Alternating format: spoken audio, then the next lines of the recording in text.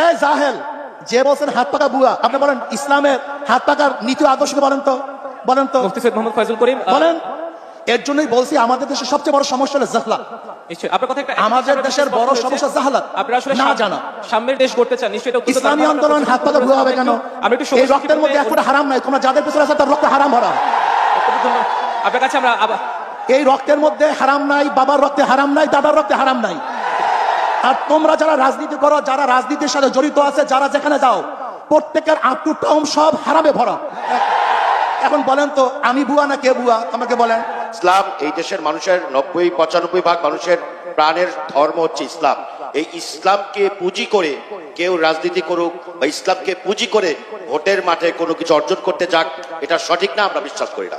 যে বিষয়ে অভিজ্ঞ না তাকে সেই বিষয়ে কথা বলা ঠিক না। এখন রহমতুল্লাহ সাহেব ইসলামের কথা বলে, এই কথাই মানবো? আমাকে বলেন তো। ভাবি বোনে যখন ডিবেটের একটা মাসালা হবে, আমি ডিবেট করবো কার সাথে? আমার ডিবেটেও সেই পর্যায়ে একটু করবেন। আর একজন নায়েবে আমির থাকতো, তাহলে আমি ডিবেটে যেতাম।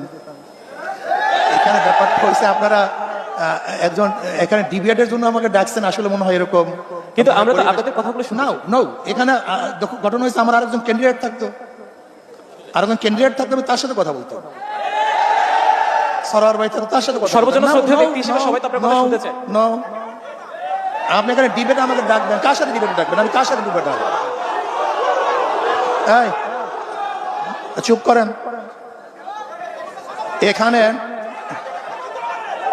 এখানে মূল বক্তব্য হলো এই,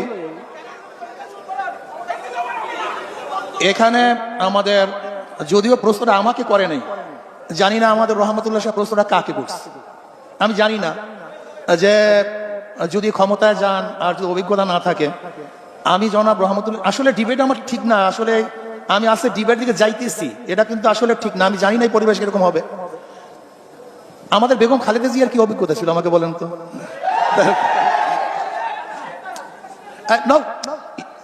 দেখেন ভাই, আমরা না করি কথা শুনে, আমরা সবাই খালি আমাদের বাংলাদেশের সবাইকে খালি হাততালি দিতেই থাকি, হ্যাঁ না বলতেই থাকি, এর মধ্যে স্বভাব। এর থেকে বের হয়ে আসুন তো ভাই। যদি আমার ভুল হয়, আমার দলের লোক আমাকে ভুল বলেন, যেটা ভুল বলছেন, এই মেজাজ করেন। যদি আমিও ভুল করি, আমার মেজাজ, আমার দলের লোক বলেন যেটা ভুল, এই মেজাজ করেন। আর আমার শত্রু যদি সঠিক বলে, তাকে বলেন এটা সঠিক কথা বলে, এই মেজাজ করেন আপনারা। কিন্তু আমাদের মধ্যে অবস্থাটা কি, আমাদের দলের লোক যদি খারাপ বলে এটাও ঠিক, আর ভালো বললেও ঠিক না অন্য দলে। এটা কেন ভাই? এর রেওয়াজ হয়ে গেছে। যেমন আমি জনাব রহমতুল্লাহ সাহেবকে যদি বলি যে খালেদা জিয়ার অভিজ্ঞতাটা কি ছিল, সে তো গৃহিণী ছিল, সে তো কোনোদিন রাজনীতিও করেনি। আমরা দেখি নাই জিয়াউর রহমান সাহেবের সাথে সে রাজনীতি অংশগ্রহণ করেছে। যদি তিনি একজন দেশের প্রধান হতে পারেন, আমি মনে করি আমাদের দেশের উপজেলার যারা দায়িত্বশীল তারাও দেশ পরিচালনা করতে পারবে, কোনো সমস্যা নেই। এরপর আসুন ভাই, কথা না বলি, কথা শেষ করতে দেন, কথা শেষ করতে দেন। যদি আমার কথা প্রশ্নের এগেনিস্টে পৌঁছলা, সমস্যা কি বলবেন, সেটা সমস্যা কি? এরপর আসুন ইসলামকে ব্যবহার করা। অ্যাকচুয়ালি ইসলাম অনুযায়ী চলার, ইসলামকে ব্যবহার করা, দুটোর মধ্যে পার্থক্য আছে। যেমন এক ব্যক্তি হামেশাই টুপি পরে, এটা তার অভ্যাস। আর একটা হলো স্বার্থের জন্য টুপি পরে, এই দুই টুপি কিন্তু এক টুপি না। কেউ হামেশা নামাজ পড়ে আর কেউ নির্বাচনে নামাজ পড়ে, এই দুই নামাজ কিন্তু এক নামাজ না। কেউ সবসময় শরিয়াত অনুযায়ী চলে আর কেউ নির্বাচনের সময় ইসলাম হুকুমাত অনুযায়ী চালাবে, মদিনা সনদে চালাবে, এই দুই সনদ এক সনদ না। দেখেন আমরা কিন্তু সবসময় ইসলাম অনুযায়ী চলার চেষ্টা করি। 92% মুসলমান ইসলামের বাইরে যাবে কেন? আজকে ডেমোক্রেসি আনবেন কেন? ডেমোক্রেসি কি এটা মদিনাওয়ালাদের? ডেমোক্রেসি কোথা থেকে আসছে? সোশ্যালিজম কি মদিনাওয়ালা? ক্যাপিটালিজম কি মদিনাওয়ালা? সেকুলারিজম কি মদিনাওয়ালা? আপনি বলেন Socrates, Plato, Aristotle, Montesquieu, Locke, Rousseau, যে নীতি আদর্শ বাস্তবায়ন কিন্তু মদিনাওয়ালা।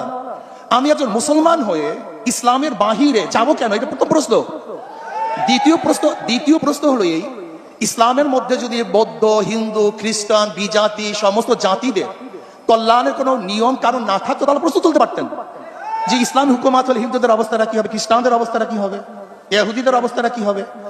ইসলামের মধ্যে যদি সকল ধর্মের, সকল মতের মানুষের চলার সাম্য, মানবিক মর্যাদা, সামাজিক ন্যায় বিচার প্রতিষ্ঠিত করার আইন নিয়ম থাকে, তাহলে আপনি ইহুদিদের কাছে আইন ধারা গেলেন কেন? ব্রিটিশে গেছেন কেন? আমি আমেরিকায় গেছেন কেন? ভারতে গেছেন কেন? দারুণভাবে আমরা পর্যবেক্ষণ তুলে জানবো চাই সেই সাম্যের ধারাটা আসুক এবং সবাই শান্তিতে বসবাস করে। দিন শেষে আমরা সবাই না বলতেছি, আমি যেটা বলতেছিলাম, দেখেন ইসলামী ফোবিয়া, ইসলামী ফোবিয়া, ইসলাম সম্পর্কে অজ্ঞতা আমাদের মূর্খ বানিয়ে দিয়েছে। আমি দেখছি হাজারো বড় বড় লিডার যাদের ইসলামের মূর্খতা কোন পর্যায়ে পৌঁছছে আমি চিন্তাও করতে পারবেন না, ইসলাম সম্পর্কে জানিই না। যারা ইসলামের ব্যাখ্যা জানে না, ইমানের ব্যাখ্যা জানে না, শরিয়াতের ব্যাখ্যা জানে না, এরা যদি ইসলাম সম্পর্কে কথা বলে তাহলে পাগলে তো হাসবে। যে বিষয়ে অভিজ্ঞ না তাকে সেই বিষয়ে কথা বলে ঠিক না?